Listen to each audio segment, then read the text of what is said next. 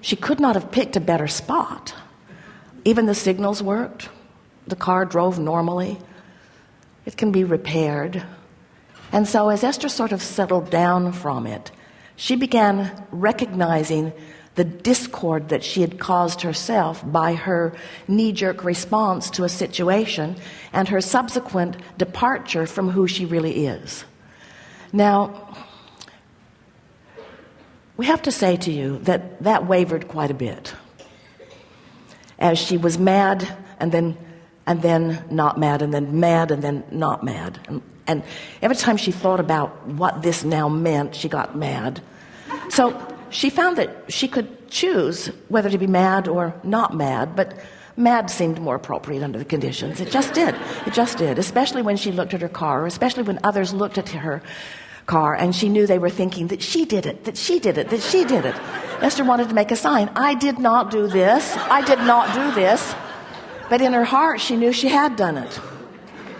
That was the thing that made her, once again, curse law of attraction. So she began sort of reporting to those who were around her. I'm not as bothered by the paint and metal that has to be reconfigured as I am about my point of attraction.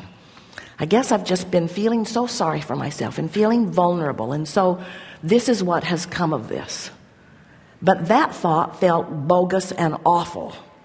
But it also somehow had little resonance.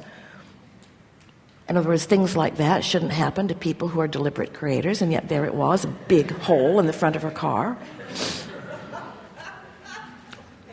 And so, as they were pulling the cars apart, her brother-in-law had said, you know, Esther, I don't think you're going to have too much trouble with this car. This car is a tank. And when they pulled the cars apart, everything seemed fine. They drove away. She drove it here. You can see it if you'd like. Just don't take pictures and put them on the internet. She doesn't care. And so then she was visiting with us about it, wanting to know what her point of attraction, what does this mean about my point of attraction? And we explained to her that we are not going to make her the exception in the universe. You are not the exception in the universe. Of course, everything that happens to you is part of your attraction. And then she recalled that at the intersection, as they turned in to the grocery store just before, a car had run a red light right in front of them, and the other cars had honked. And Esther had commented, glad they didn't collide because we would have been innocently involved in their wreck. Those had been her words right before this. So now she's starting to see some of the correlation between how things come together. And then we said to her, Esther, your Cadillac is a tank, and you are a tank too. And Abraham Hicks Publications is a tank. In other words, of course there are cosmetic things that you're working on all the time. Of course there are things that you're molding into place all the time. But you are strong and you are stable, and this is analogous to the stability of that which you are. So she said, I'm going to drive that car around with a big hole in it for a while until they can fix it. What we're getting at here is you can take every situation in the world and you can look at it through your physical eyes, which are often leaning more in the direction of vulnerability, or through your non-physical eyes, who are always looking for your strength. The source within you knows who you are, knows the stability of your being, and never sees anything that you're living in the attitude of vulnerability to you, because the source within you knows the backup systems you've got going on. Do you understand what we're getting at? As you are determined to feel your power rather than your weaknesses, your strengths rather than your weaknesses, your clarity rather than your confusion, your sureness rather than your unsteadiness, as you begin to get glimpses and you begin to deliberately want to practice the vibration of that well-being, what begins to happen to you, of course, you're going to rendezvous with all kinds of things. You're out here in the world, and there is nothing that comes to you that does not come on the powerful, well-defined, always accurate, always fair basis of law of attraction. Nothing ever comes to you that isn't about that. But we want you to know, you have the choice in every moment to define how you want to feel. And if your desire to feel good is strong enough, you will always find a way to come back into your power. So now the man from State Farm is looking at the front of Esther's car, and Esther is explaining to him how it happened, really wanting him to know she just didn't bump it up on something. He actually didn't care how it happened. He was just there to assess what had happened and to make a determination about it. But Esther is explaining it to him. And he said, I worked for Ford. I had a couple of those Mustangs. They are really squirrely. The back end of those fishtails, they get away from you. They are really, really hard on wet pavement. And it was raining that day. And then Esther went to her hairdresser and is explaining to her hairdresser, in case she happens to see the car in the parking lot,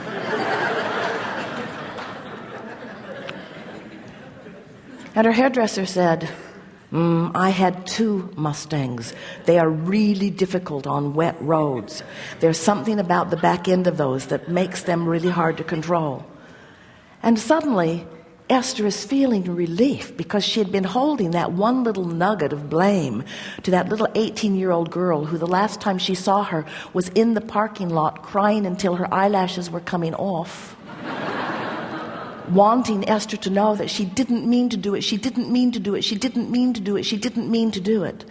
So Esther called her father and said, I just want you to know that 2 people today told me exactly the same thing, and I think we should all let your little girl off the hook on this. He said, what do you have to say?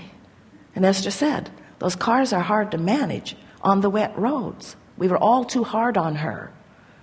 And Esther could feel the relief coming over him. And she knows that there was soon to be relief coming over this little girl, because everything that happens is a co-creation. And when you decide that you're going to blame the one who seemed at most fault instead of take responsibility for the part you play, the reason you feel so awful is not because you're mad at the little girl. It's because you're all upside down about how things are being created in your reality. You are running around this planet as cooperative components to one another, not to do bad things to each other and not to teach other lessons, but to sift through the data to put things in your vortex to which your inner being is already aligned so that you can experience the joy of alignment. So then Esther began noticing what fun it was. She met a whole host of new people on the process of getting this into alignment. And there's still more to come. More lovely people interacting on different levels. Isn't that what life is all about? And so, of course, you don't want someone to bury their Mustang in the front of your vehicle. That's not our message here at all. But we are acknowledging that there are plenty of things that you don't want that are bumping into you. Plenty of things that you don't want that are bumping into you. And your reaction to the bump, it's normal when you first get bumped to have a knee-jerk reaction. Maybe if you don't really understand who you are. But in time, the woman who drove the Jaguar was standing in a more stable place than Esther in terms of her life. Her husband came to assess it, and they were both smiling in the parking lot. And Esther said to both of them, "Stop smiling. You are far too happy. This is what I teach, but it is not what I live. You are smiling too much here." And of course she didn't mean it, but isn't it annoying to see someone living the exact thing that you are living and feeling so differently about it, you see?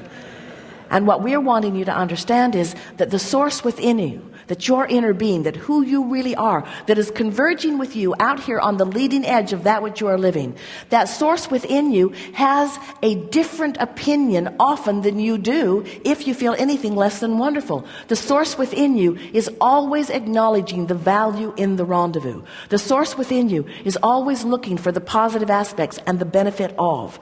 And when you make one small decision, and it really is a smaller decision than any of you realize, when you make the small decision that you are going to feel good no matter what, that today, no matter what you are doing or where you are going or who you are doing it with, that you're going to look for reasons to feel good, you begin to tune yourself to the vibration of the source within you, and then that becomes your dominant point of attraction. Instead of some conversation, you see, everything that happens has some law of attraction vibrational hook. It was not accidental that occurred right after Esther had fanned the flames of people doing weird things in traffic that made her a vulnerable target. It's not an odd thing. It was not a strange coincidence that as Esther came into the parking lot, she picked that place to park. None of this is accidental. Nothing is accidental. Everything is vibrationally aligned. And the composite of vibrations that you hold are all part of it. So was this an awful thing that happened? Certainly not. Are there awful things that happen? No, not really. This is the thing that we want you to understand. From your broader point of view, everything fits into vibrational alignment with the well-being that you want and deserve. And as you begin looking for evidence of that, you begin living more of those moments so that it's peak, peak, peak, peak, peak, peak, peak, peak, peak. It was a peak moment for Esther when she called that father and explained to him her newfound perspective and expressed through the tone in her voice and through the conversation that she had her genuine love and appreciation, her genuine affection and desire for well-being for the young girl who just 2 days before had caused her something entirely different than that, or at least that was the credit that Esther was giving to her. When you come back into alignment, it's because you have aligned with your inner being. When you feel good, it's because you've aligned with who you are. When you feel bad, it is because you are not aligning with who you are. And whoever is running into the front of your car is irrelevant to the equation, really, really, really, really, really. So, there is mayhem in the parking lot right now. No one is afraid. We are eager to talk with you about anything that you want to talk about.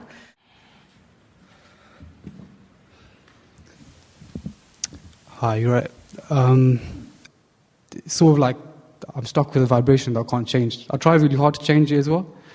Like I try finding better feeling thoughts, but what happens is I just go straight back to where I started off with. Well, you have to do it a little bit at a time. So what happens is, because you feel a certain way, that's the vibration that you're offering. Because that's the vibration that you're offering, that's what comes back to you. As that comes back to you, it confirms the feeling that you had, which causes you to offer the vibration more. So in the example that we gave about Esther with the car hitting her car, same sort of thing. She's been feeling off her game. She's been feeling less strong and less secure than she has felt over time. She's been feeling sort of vulnerable. That feeling of vulnerability causes her to say things that are not things that she would normally say, caused her to rendezvous with a near accident, which she normally wouldn't rendezvous with, but given this new vibration, so here it comes. Then she commented about what a close call it was, and even though nothing happened at that intersection, under the bridge, entering the freeway, nothing happened, she found the words that said, if that guy who did that thing that he shouldn't have been doing had hit that other car, then likely we would have been involved in something even though we were innocent. So now here she is. She was feeling it. Now there's evidence. Now she's commenting on the evidence. Now she's feeling it more. Now she parks her car innocently in a parking lot, and while she's in the grocery store, someone hits her car. So now, see what's going on. So she was feeling that way. The manifestation confirmed how she was feeling. Now she comes out, and here is something she really doesn't want. There's a girl crying. Her father is there. He's enraged. The car is smashed into her car. Now you're observing something more. Now you're observing it. Now you're having a knee-jerk response to it. In other words, it's like letting what is control how you feel. But the question is, when did it start? In other words, when did this chain that led to that start? And the bigger question that we're really wanting you to hear is, what was the chain really leading to? In other words, what did it actually lead to? Eventually, Esther felt enough discord from it. When Esther got really, really mad at that sweet little girl, that's when Esther started rethinking it, because that's not who she is and it's not what she wants. She did not want to stand in that place of blame there. So then another intention kicked in, because whenever you know what you don't want, what you do want is part of the equation too. So in this story that we're giving you, at some point along the way, Esther made a decision that she was no longer happy feeling bad. And as she visited with us about it, we helped her to see this is not evidence of your vulnerability. This is evidence of your invincibility. Good. Thank you.